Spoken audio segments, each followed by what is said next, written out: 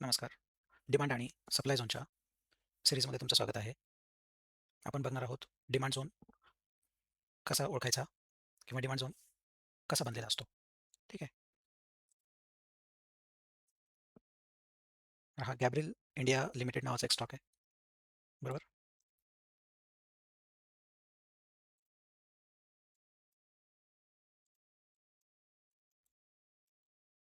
या स्टॉकमध्ये एक 2 तासाला एक छोटासा डिमांड झोन आपल्याला बघायला मिळतोय. हे बघा, इथे पण एक काय आहे, एक डिमांड झोन बनलेला आहे. डिमांड झोन कसा मार्क करायचा? हे बघा, ही जी हॉरिझॉन्टल लाईन आहे, ही या डिमांड झोनला आपण मार्क करतो. डिमांड झोन कसा बनतो किंवा डिमांड झोन कसा असतो? डिमांड झोनमध्ये बघा, डिमांड झोनचे 2 टाइप्स असतात. डिमांड झोनमध्ये लक्षात घ्या, डिमांड झोनमध्ये ही पहिली कॅन्डल ग्रीन पाहिजे. त्यानंतर ही जी दुसरी कॅन्डल आहे, ही आपल्याला काय पाहिजे? एक अनफिल्ड कॅन्डल पाहिजे. बरोबर? ही आपल्याला काय पाहिजे? एक अनफिल्ड कॅन्डल पाहिजे. आणि त्यानंतर आपल्याला काय पाहिजे? एक मोठी कॅन्डल पाहिजे.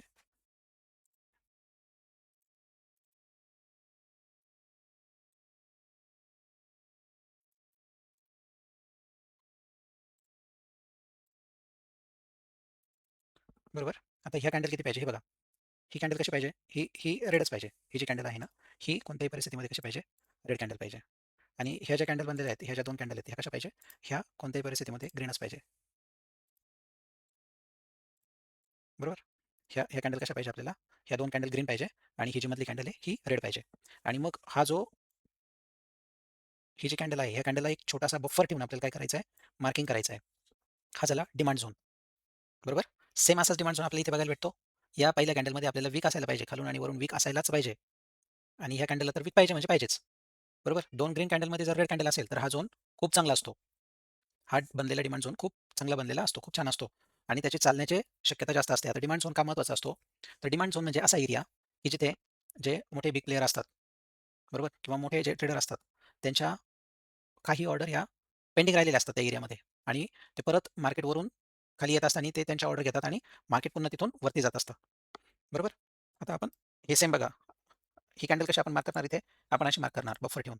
मार्केटवरून इथे येणार आणि घेऊन जाणार. बरोबर? आता आपल्याला इथे बघा, इथे सेम अशीच कॅन्डल बनलेली आहे. पहिली ग्रीन कॅन्डल, दुसरी एक छोटीशी अनफिल्ड कॅन्डल बनलेली आहे रेड कलरची आणि ही ग्रीन कॅन्डल आहे. ह्या ग्रीन कॅन्डलची साइज इथून काउंट केली जाते. यांच्यामध्ये गॅप नाही आहे. तर ही कॅन्डल इथपर्यंत आपल्याला ही कॅन्डल कशी आहे? ही जर बघितली तर इथपर्यंत बनलेली आपल्याला दिसते. बरोबर? कारण गॅप नाही आहे कॅन्डलमध्ये. बरोबर? गॅप नाही आहे. तर जिथे-जिथे असा झोन बनलेला असतो, त्याला आपण डिमांड झोन म्हणतो. म्हणून बघा, मार्केट जेव्हा असा झोन बनलेला होता, मार्केट वरती गेलं आणि त्या डिमांड झोनच्या एरियाला काय केलं? टच केलं आणि वरती निघालं. म्हणजे एंट्री कुठे घ्यायची? स्टॉप लॉस कुठे लावायचा? हे आपल्याला कशावरून समजतं? डिमांड झोनवरून समजतं. बरोबर? डिमांड झोन खूप महत्त्वाचा असतो. आता आपण म्हणूया की इथे पण ग्रीन कॅन्डल आहे, नंतर 2 रेड कॅन्डल आहे आणि ही कॅन्डल एक बनलेली आहे. परंतु हा झोन आहे का? नाही. हा का नाही आहे? तर बघा, ही जी कॅन्डल आहे पहिली रेड कॅन्डल, ही जी पहिली ग्रीन कॅन्डल आहे, त्याच ग्रीन कॅन्डल एवढीच ह्या कॅन्डलची साइज बनलेली आहे, अनफिल्ड कॅन्डलची.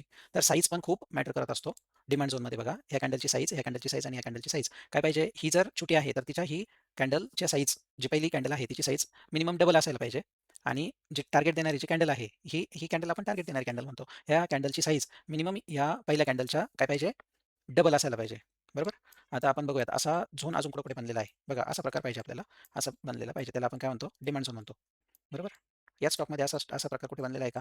तर आपण तो बघूया. सेमवरून जर होत असेल, तर त्याला पण आपण काय म्हणतो? सेम असाच प्रकार उलटा असेल, तर त्याला आपण काय म्हणतो? Supply zone. हे बघा, इथे काय झालंय?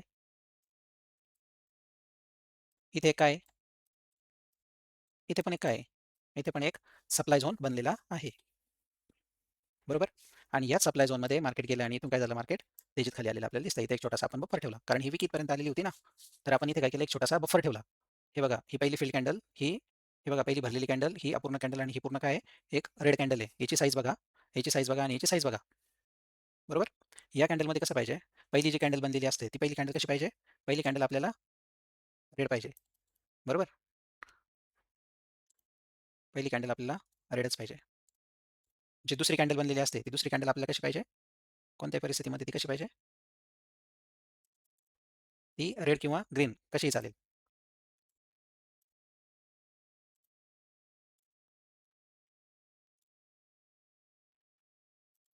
ती रेड किंवा ग्रीन ग्रीन चालेल.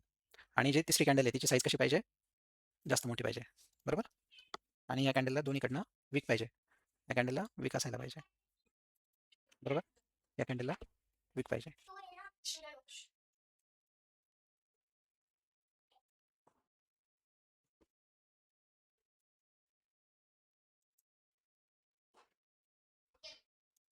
बरोबर?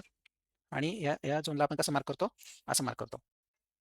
या झोनला आपण अशा पद्धतीने मार्क करतो. आणि मग तो झोन काय होतो? तिथे मार्केट बघा, मार्केट खालून वरती जातं. असा झोन बनल्यानंतर मार्केट वरती जातं, राहिलेली ऑर्डर घेतं आणि मार्केट तिथून खाली येतं. मग आपल्याला इथे एक एंट्री भेटते, एक स्टॉप लॉस भेटतो आणि टार्गेट भेटतं. एंट्री, स्टॉप लॉस आणि टार्गेट आपल्याला बंद पाहिजे मार्केटमध्ये. बरोबर?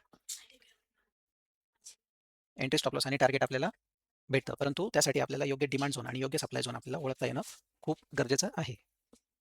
बरोबर?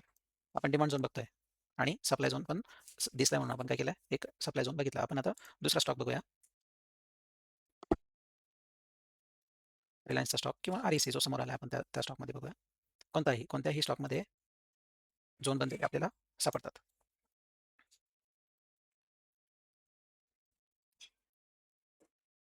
झोन 2 तासामध्ये, 1 तासामध्ये, 15 मिनिटामध्ये बनलेले असतात. आता हे बघा, इथे आपल्याला झोन टाइपच वाटला, परंतु ही अनफिल कॅन्डल आहे का? नाही आहे. ही भरलेली कॅन्डल, ही पूर्ण फिल कॅन्डल आहे. त्याच्यामुळे स्टॉप लॉस होणार. ही कशी पाहिजे? अपूर्ण कॅन्डल पाहिजे.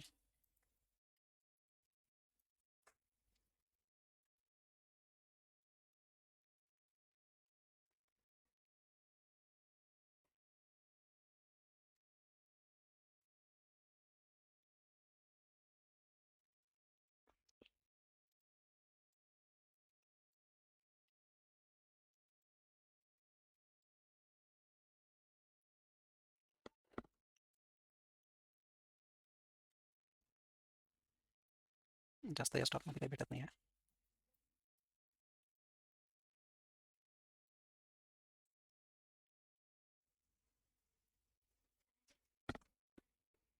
हा SBIचा स्टॉक आहे. या SBIच्या स्टॉकमध्ये आपण बघूया कुठे डिमांड झोन बनलेला होता का? ठीक आहे.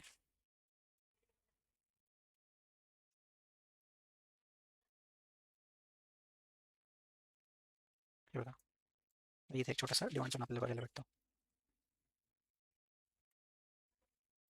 हे बघा, इथे एक छोटासा डिमांड झोन आपल्याला बघायला भेटतो.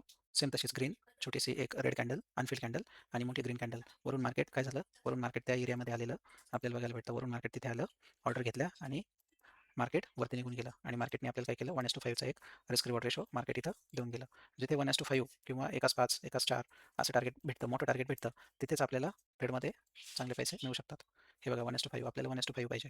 बरोबर? आता सपोज बघा, 1:5 मध्ये जर आपलं कॅपिटल 20,000चं असेल, तर आपली क्वांटिटी किती राहील इथे? 22 क्वांटिटी राहील. स्टॉप लॉस किती रुपयाचा असेल? आपला ₹100 असेल आणि टार्गेटला आपल्याला किती भेटतील?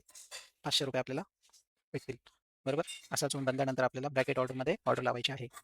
म्हणजे आपली एंट्री असेल 1080 1082 ला, स्टॉप लॉस असेल आपला 1077चा आणि आपलं टार्गेट इथे असेल 1104. बरोबर? ठीक आहे. आपण अजून काही ठिकाणी तसा झोन बनलेला आहे का आपण शोधूयात. प्रत्येक छोट्या टाईम फ्रेममध्ये 10-15 मिनिटांमध्ये सुद्धा झोन बनलेले आपल्याला बघायला भेटतात. निफ्टीमध्ये पण बनतात. जर बघितलं तर लक्षात येईल इथे काय झालं होतं. ओके. इथे काय बनलेलं आहे? एक छोटासा,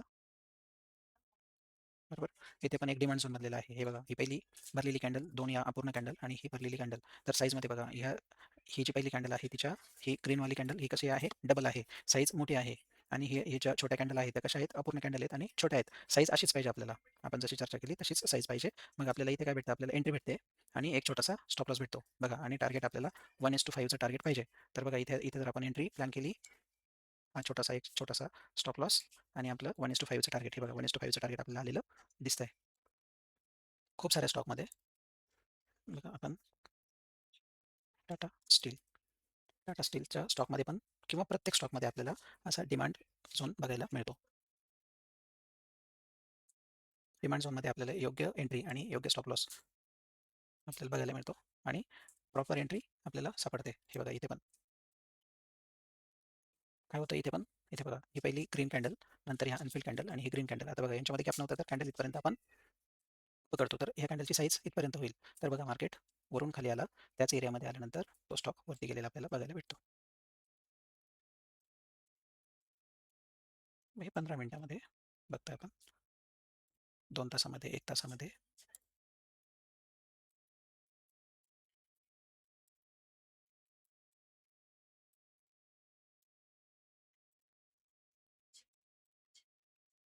प्रत्येक टाईम फ्रेममध्ये असे सप्लाय झोन आणि डिमांड झोन आपल्याला बघायला भेटतात. हे बघा इथे पण,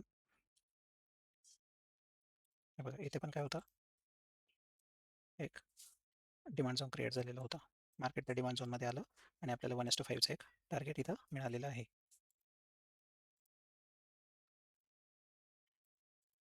बरोबर, हा झोन आहे.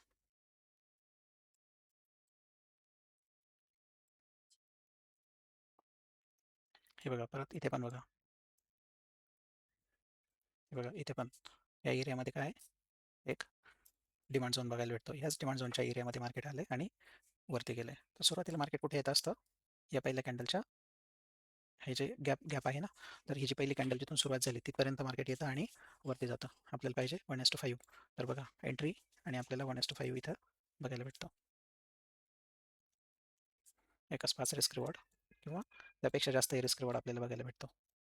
हा स्टॉक इथूनच कुठे गेला आहे, किती गेला आहे, 1:22 झालेलं बघायला भेटतं. एकाच 1:24चा रिस्क रिवॉर्ड आपल्याला या डिमांड झोनच्या एरियामध्ये बघायला भेटतोय.